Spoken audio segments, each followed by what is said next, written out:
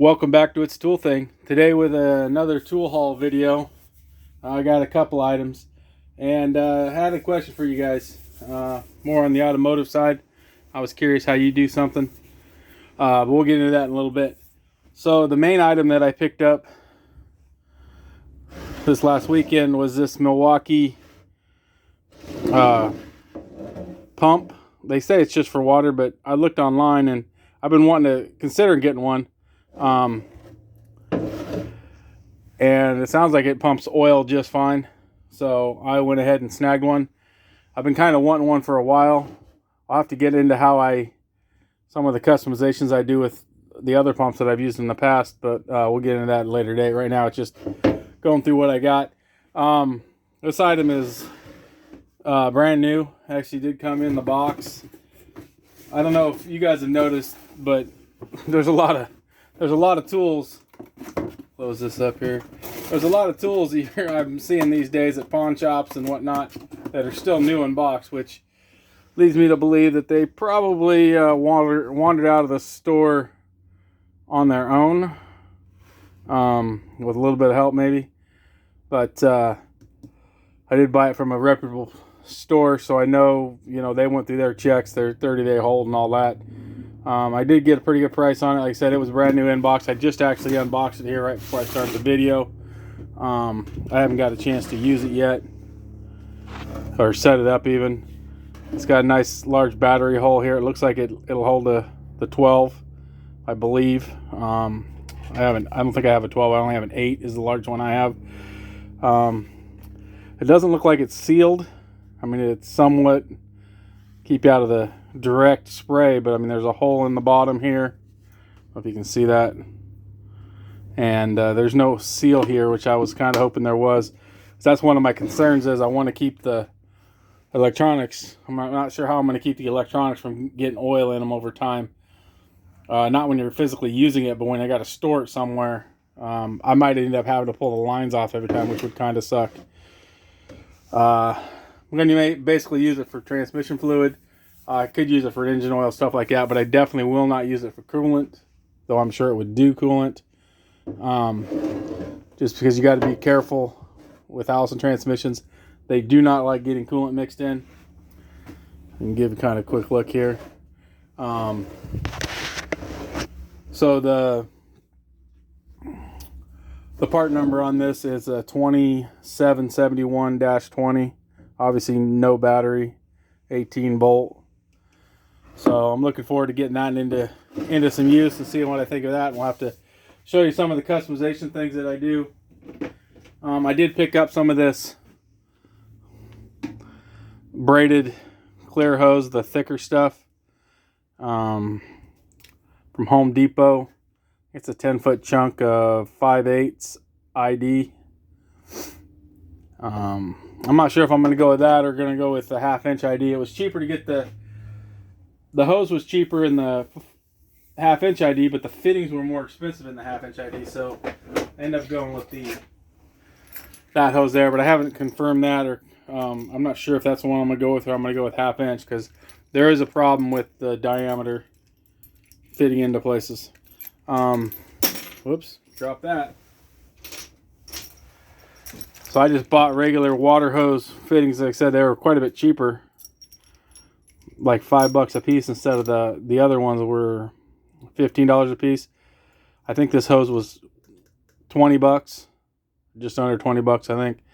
The smaller diameter hose was $5 cheaper, same length of hose, but the fittings end up being $15 instead of $5. So I went with that for now.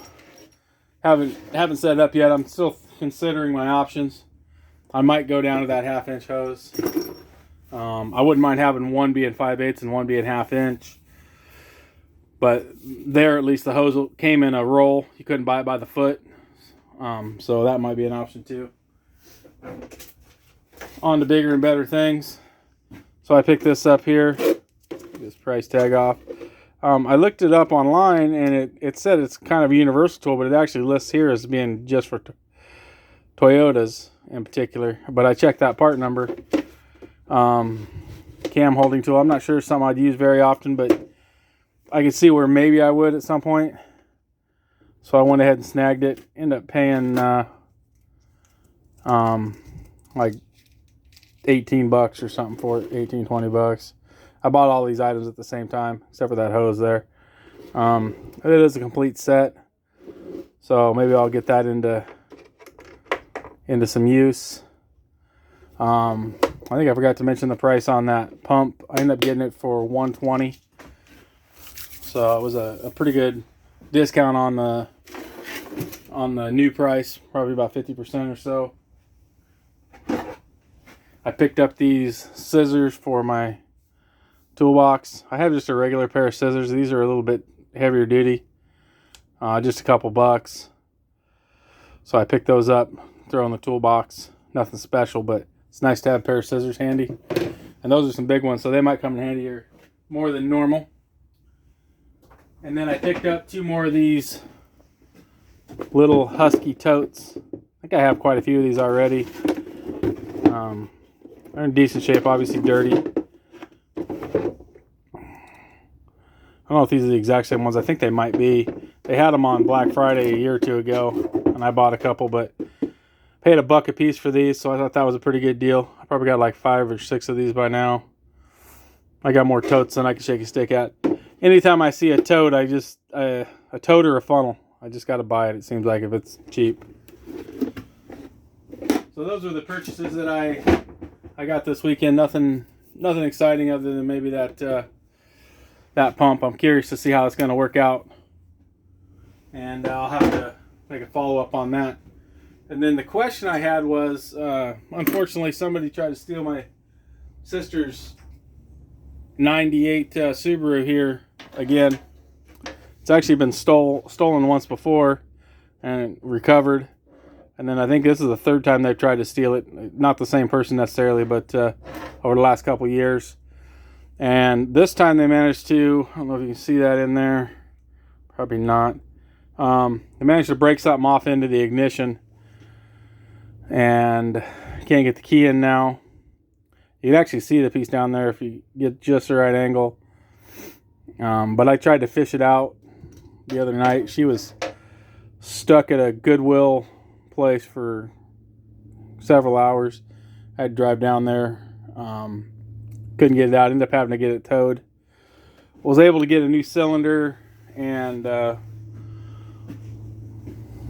ignition switch assembly. Kind of pricey. I had 2 questions on this. One is how do you guys get these apart? This isn't really my thing, but I tried cutting it here, which it was actually sitting, I think, right about here. And I couldn't get this to break, which I was surprised. It wasn't a lot of room. It's really pushed back in there. This one I was able to unscrew after I got the thing out. But I was able to break that here once I got that bolt cut on the side here. And then able to pry that thing off. I'd watched some YouTube videos where they got in there with a punch and was able to twist these things loose, which I've done something similar to that in the past. But this thing was way underneath pretty far underneath the dash. I didn't have the instrument cluster out or anything. Just ended up using a Dremel, which worked okay. I went through a lot of blades. And you can see here, it's recessed pretty good, and there wasn't a good angle to even get to it. So that's what I ended up doing to get this thing off. But I was curious, first off, how do you guys normally get these things off? This is the first one. I've done some Chevy ones, but I guess I don't know if I've ever done the actual switch, just the cylinder. Some old 80s, maybe early 90s Chevys. And they weren't too bad. And even this one, I guess you can take the cylinder out, but you got to be able to get the key in it. So since I couldn't get the key in it, I went ahead and did the whole thing. Obviously, these are off the new bolts. They break off so that you can't just unscrew it, which I understand the concept, because in theory I could have just plugged the new ignition in and then started the car, but this keeps it from being able to turn the steering wheel. So I understand the theory behind it. So my first question is how do you do it? Like I said, ultimately what worked for me was using a Dremel to get in here and cut this bolt off, and then basically just break off the rest of it and get it off. And the second question is, does anybody have any good ideas on how to keep people from messing with the lock to begin with? My sister uses one of those club style steering wheel locks, which they ripped off in a matter of seconds. Apparently it was all bent. So obviously not that effective, though I'm sure she's going to get another one.